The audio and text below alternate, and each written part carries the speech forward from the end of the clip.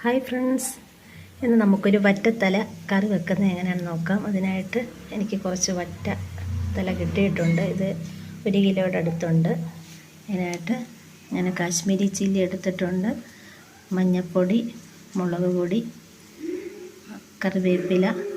ഈ കാശ്മീരിയുടെ കൂട്ടത്തിൽ തന്നെ ഒരു 2 സ്പൂണ് സാദാ മുളക് പൊടി എടുത്തിട്ടുണ്ട്.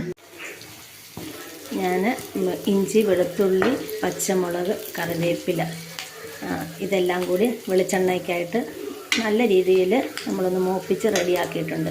ഇതിലേക്ക് നമ്മളിപ്പോൾ വെച്ചിരിക്കുന്ന മുളക് പൊടി, മല്ലിപ്പൊടി എല്ലാം കൂടി നമുക്കിപ്പോൾ ആഡ് ചെയ്യാം.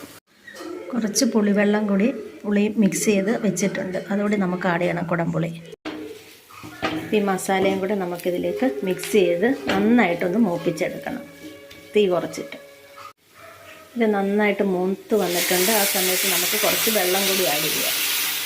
നമ്മുടെ അരപ്പ് നന്നായിട്ട് തിളച്ച് വരുന്നുണ്ട്. ആ സമയത്ത് ഞാൻ 2-3 കുടംപുളി കൂടി ആഡ് ചെയ്യുകയാണ്. ഇതൊന്ന് തിളച്ച് വരുമ്പോൾ നമുക്ക് മീനും കൂടെ ആഡ് ചെയ്യാം.